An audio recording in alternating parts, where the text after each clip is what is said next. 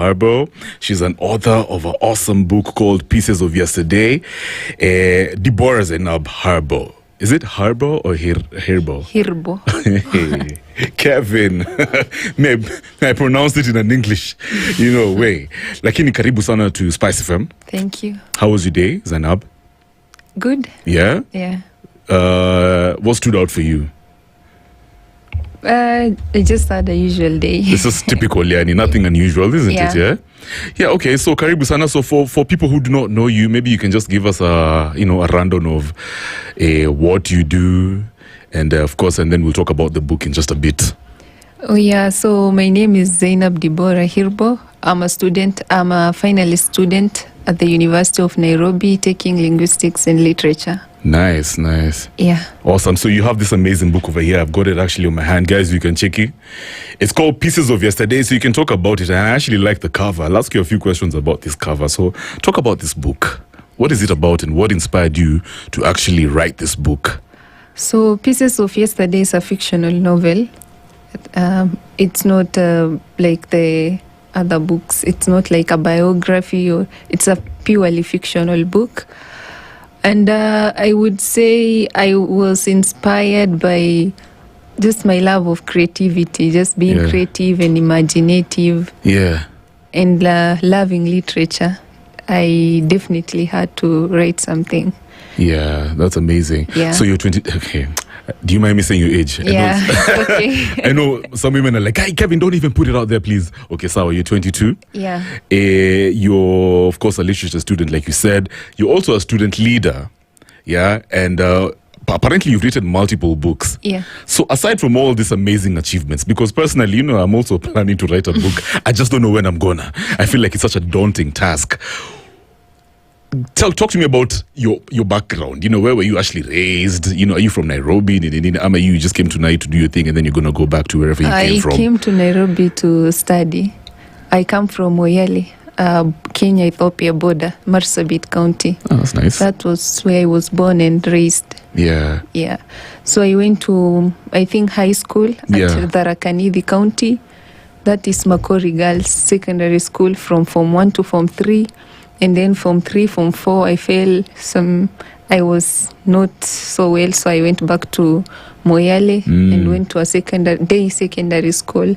That's where I did my KCSE. Yeah. And then joined the University of Nairobi in 2022. Yeah. Yeah. So have you always wanted to be a writer? I mean, yeah. I started writing when I was really young. I published my first book when I was in Form 1. What? Yeah. Very impressive. That's very impressive, yeah? So what was it about? It was short stories about, it's called From the North Full of Stories. Nice. So it's kids' stories, like many stories combined. Yeah. And specifically this book, Pieces of Yesterday, what inspired you to write this one? I mean, most of it is imagination, but some of it are based on real life. So it's a personal experience. Yeah, people's experience, like the shows, it's just being creative. So it's a story about, I think, how many characters? Like, about four main characters? 4 main characters. So friendship is the main narrative of this book. Yes. Why friendship? Friendship and secrets, because the book started, like the story of these people was built on friendship. Like we start from their friendship. That's where everything else erupts. Yeah. That's interesting. So one thing that stood out for me, so off this book, you're talking about how, from the time we're teenagers, we're usually friends, and then the older we get, we sort of grow apart. Yeah. Yeah. And then that when we grow apart, it's almost as if that's what really makes us grow up. Yeah? How did you come up with that idea? I mean, what inspired you to actually look at life like that from that basis? Was it like a personal experience that you had? I would say partly was personal experience, and partly from just my environment and from my observation and like how usually normal life things happen. Yeah. Do you think, okay, personal question by the way, do you still keep up with your childhood friends? No, some no, some yes. Yeah, why not? I don't know, life happened. People went doing their things. Some have traveled, some are doing their things. You know, we don't have that one common thing that brings us together. You know, when I read the profile of this book, obviously I haven't read it, and I hope I'll read it. I'm reminded of the friendships that I had with when I was growing up, because I grew up in Kisumu, and we were very close. And it's not like I grew up in the city. Our home is like in the outskirts, and we had such a call to adventure. You know, there was like obviously the lake. I could access the lake with my friends, and then the hills in Nini. So that was very profound, and in fact, it had an impact in my outlook on life. But fast forward, you know, last year I met a friend of mine. Shout out to Jackton, and this is a guy that I used to hang out with when we were young. But when we met, we were not really close, for some weird reason. But what's interesting is I can remember how close we used to be. But right now, things are not the same. My question is, why do you think it's sort of hard to rebuild a friendship that was once very solid with your people when you guys were younger?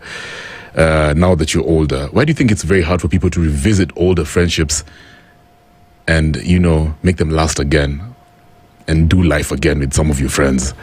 You know, when we were like kids, we were carefree, like we didn't have anything going on in our lives. Like we were big on friendships, just going to school. Yeah. But as we grow up, we tend to have many responsibilities, and then we meet many people, and then on the way, you know, you grow. Yeah. So, and if you grow out of something, it's so hard to, you know, grow back in. Yeah. And I feel it's more like people are so busy with their lives. Yeah. And people are busy chasing, like, I want to be this person. Like, we don't have that much, you know, like time, or not even time. Like, we don't think the way we used to think when we were kids. I can imagine, yeah. Yeah, so we never used to judge each other that much. Yeah. Yeah, nowadays we're so conscious. Yeah, those days you didn't even think about what was going to come out of your mouth, what you are doing. But now, like, you really, you know, you really care about what people think about you. You really care about, like, people who are around you. Like, you know, I also think, so cautious with life. Exactly. I also think we judge each other so much. Like, it's almost as if we compare each other with our friends. Check him as I've graduated. I'm doing my masters. You know, I'm in media and so it's so competitive. Yeah. We're not really free. And then now, apparently in this book, I'm sure there are certain truths or, you know, certain, I don't want to say gems. There's certain things like maybe regrets that are also a basis of certain relationships in our lives. Like when you look back at your life, you know, you probably regret certain things. So when you look at this book and the characters, of course, there are hidden truths that I would like for you to talk about.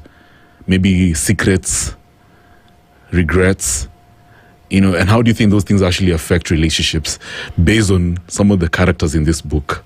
Why do I actually think you've read the book? No, because I read the profile, and I just know naturally when it comes to friendships, like even myself, I think there's some secrets that I'm going to die with. When it comes to my relationship with my friends, I can never say them out loud to certain people. You know, there's certain things that we did, and I'm just like... But nothing remains hidden under the sun. Oh, yeah? That's what you think? Yeah. That's what the book says. That's what the book says? Yeah. Why would you say that? Why do you think... Do you think that's true? Nothing remains hidden under the sun for too long? Yeah, maybe yes, maybe not. Depends. Yeah. But 90%, yes, I think. What truths, what other truths would you like your reader to uncover from this book? Especially with regards to relationships. What are some of the lessons that we can walk away with when we read this book? It's not good to leave things unturned. It's not good to leave things, you know, unattended to. You don't have to just, because you just faced some, you know, challenges, you just don't have to just wake up and walk away or just decide to restart your life. like without solving the problems you have. Yeah. Because it will always catch up with you. And it's going to be bad when it does. So you just solve the problem at hand, like at the moment, like the problem you have, instead of just waking up and restarting somewhere else. Wow, I feel like you're actually talking about my life. Yeah, because many people just decide to move on from certain deep-seated issues that they went through with their friends. Yeah, so you're saying it's important to, is this something that some of the characters went through? Did they actually, do you think they revisited some of the issues that they went through while they were younger? Yes. And did it make them, did it make their friendship better? Is that what we're saying? I mean, this a group of friends who went to high school together, and then they lived like in the same area, had their families, and then 1, 2, 3 happened, and then everybody decided to, go their own separate ways. Yeah. But in the end, the secrets and then whatever they did, like it eventually comes like haunting them. And then some of the things they did back then, it comes to affect them in future. If they had resolved that issue when at that moment, I feel like it wouldn't affect them in future. That's what the book says. Yeah, that's amazing. So, what sort of impact did this book have in your life? For example, I know it's fictional because I personally like to read fiction. And by the way, my mom was also an avid reader. She's late now, and we've got a massive library in our house. But she used to tell me books are actually, especially fictional books, they're more therapeutic than self-help books. So when you're talking about this thing for revisiting certain things and not letting issues just pass, like you're supposed to actually tackle some of these issues, I can think about my life. And, I regret not, handling some things that, I went through with some of my friends. How has this book changed you now that, of course, it's published and you're about to launch it? Has it healed you in one way or the other? Has it made you have a different outlook on life? To me, writing is more like a reflection. It's maybe how I see myself or how I want to be. It's two way. You can read this book and say, oh, this character Jack is me, and then you can see like the future of Jack, and you are like, oh, I want to be like Jack from this book. So to me, like this book is more of like what I want to be in future. Like I'm someone who is like, if I face something or if I'm going through something, I'm like, I dump it and then I just don't want to talk about it. I just restart and do something else.